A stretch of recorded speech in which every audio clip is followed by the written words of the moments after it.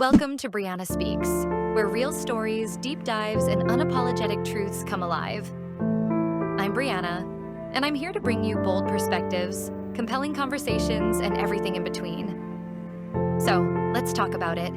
Part 1: Introduction and Setting the Stage. In a courtroom, every decision, every word spoken carries weight. For Quaneesha Johnson, a woman whose actions have shaken her community, this day was no different. After both sides, defense and prosecution, presented their evidence, the stage was set for the final act.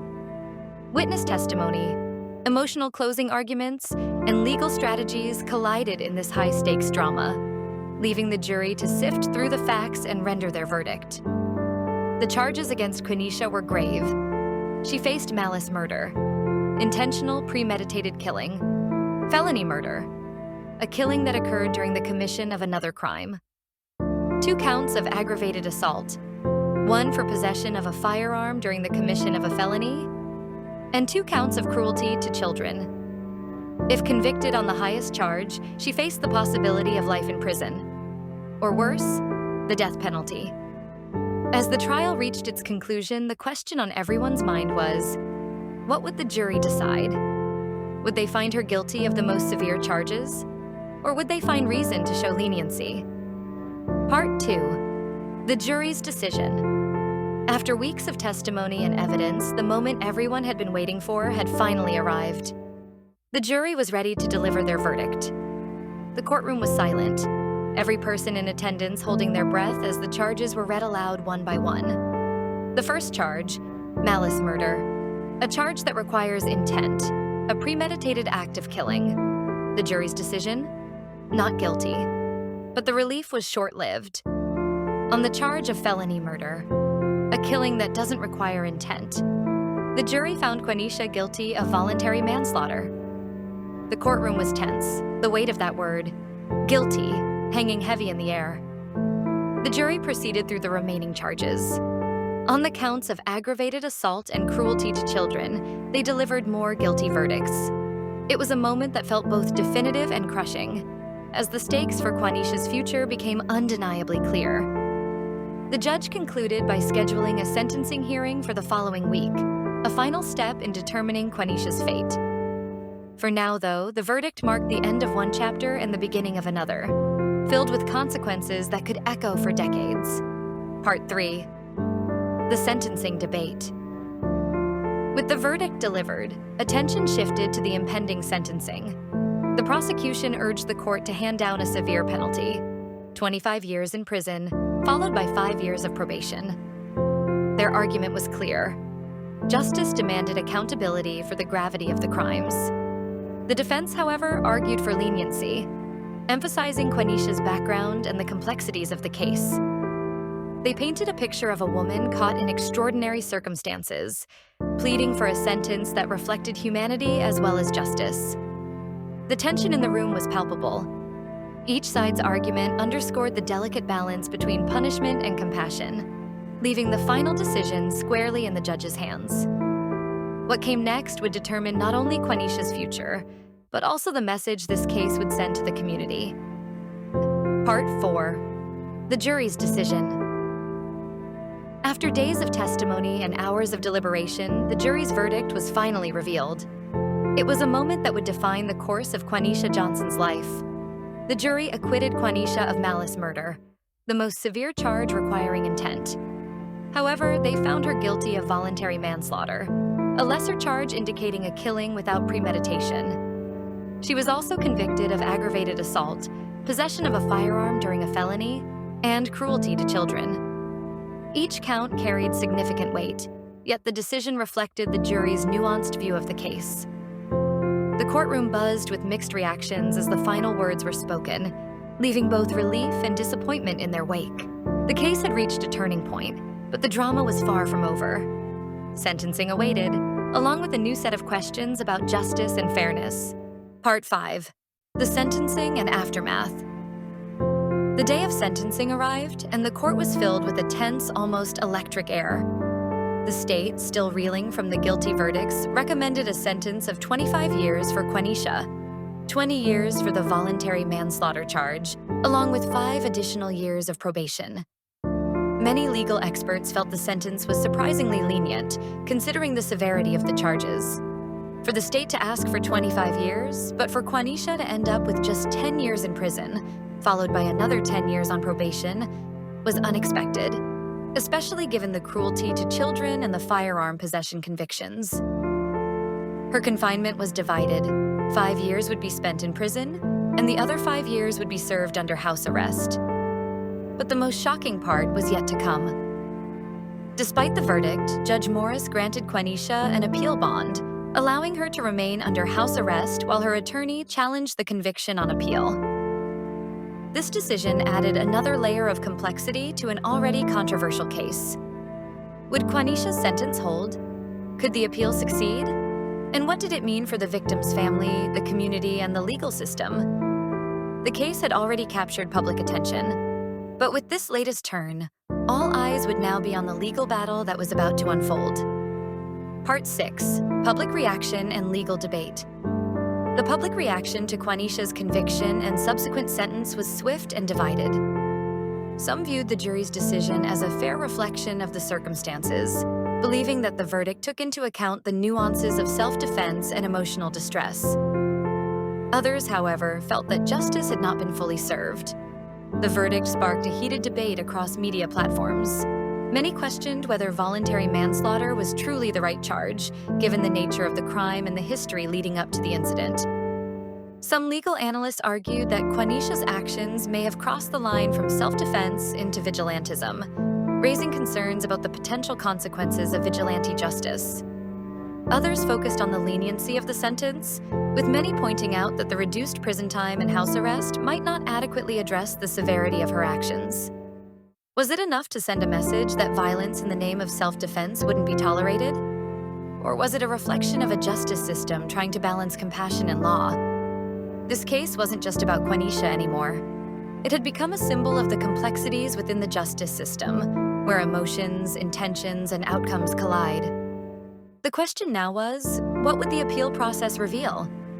Would it change the course of Quaneesha's life, or would it solidify the controversial decision of the court? Part 7, The Verdict and Sentencing. After hours of deliberation, the jury returned with their decision. It was the moment everyone had been waiting for. A verdict that would determine Quaneesha Johnson's fate.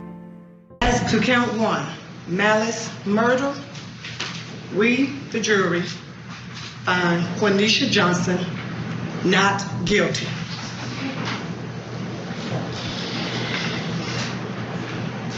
As to count 2, felony murder, we, the jury, find the defendant, Quaneesha Johnson, guilty of voluntary manslaughter.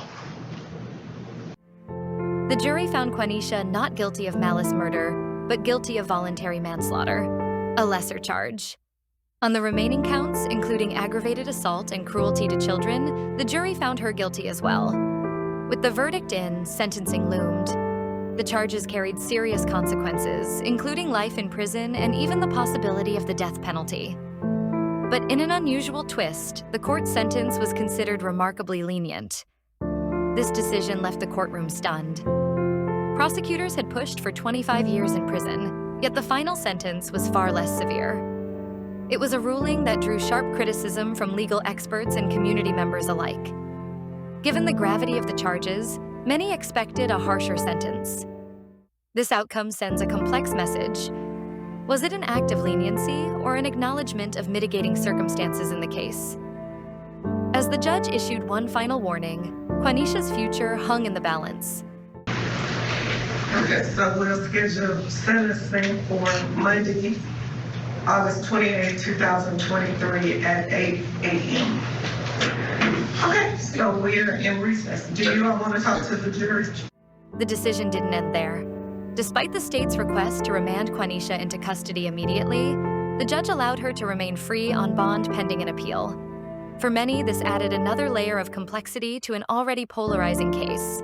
Judge, I know Mr. Sterling did ask if Ms. Johnson could remain on bond, and I know Your Honor didn't make a ruling. The state would ask the defendant be remanded into custody. So I'm gonna allow Ms. Johnson to remain out on bond. Ms. Johnson?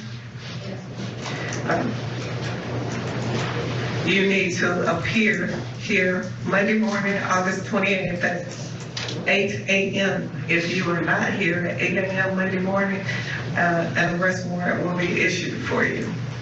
And you will be sentenced to the maximum if you do not appear. Okay. And so, the courtroom drama concluded, leaving us with questions that extend far beyond this single case.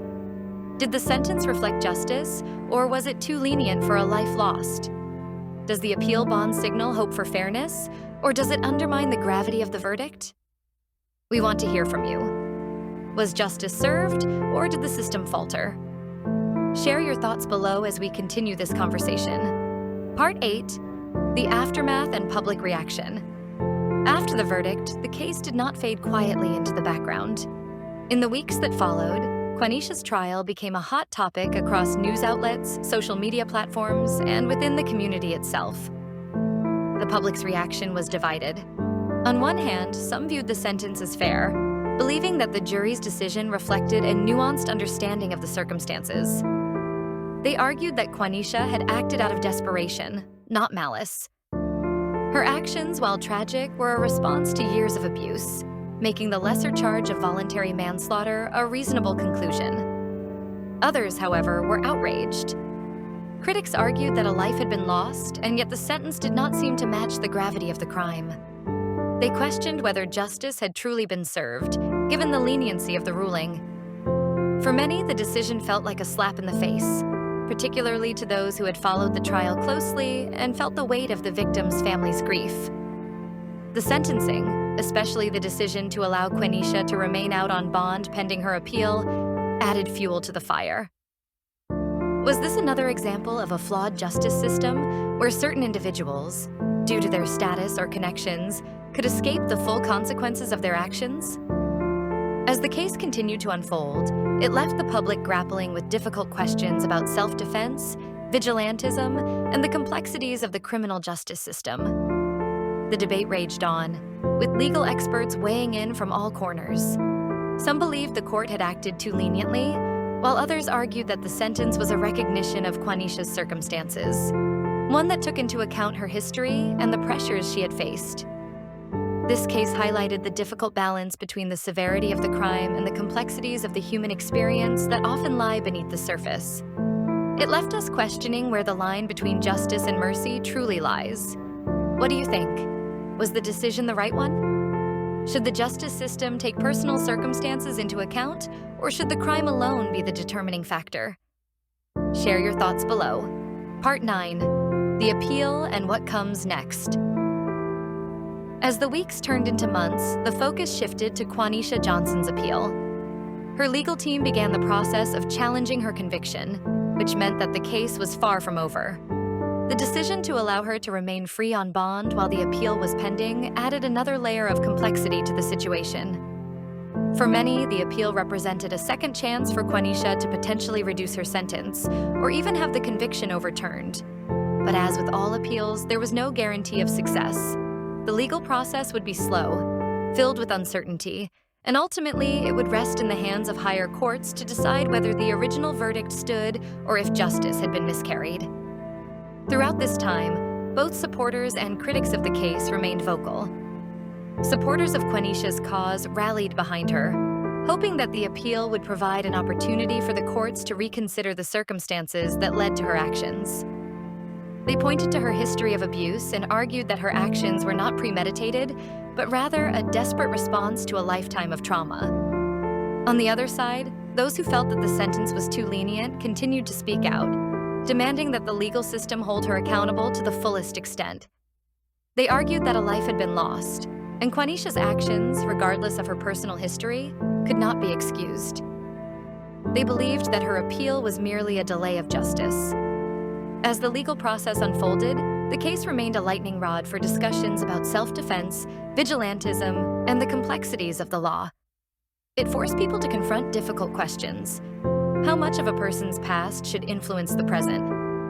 Can a system designed to enforce the law be truly just if it doesn't account for the full context of each case? The outcome of Quaneesha's appeal would be watched closely by both supporters and critics, as it had the potential to set a precedent for similar cases in the future. Would the court's decision be one of mercy, or would it reaffirm the original ruling, reminding us all of the harsh realities of the legal system? As we wait for the appeal's outcome, one thing remains clear. The story of Quaneesha Johnson is far from over, and it continues to raise profound questions about justice, redemption, and the complexities of the human experience. What are your thoughts on the appeal? Should Quaneesha's sentence be reconsidered? Let us know in the comments below. That's it for today's episode of Brianna Speaks. Thank you for spending time with me. Your thoughts and voices mean everything here. Don't forget to hit the subscribe button, like this video, and share it with someone who needs to hear this.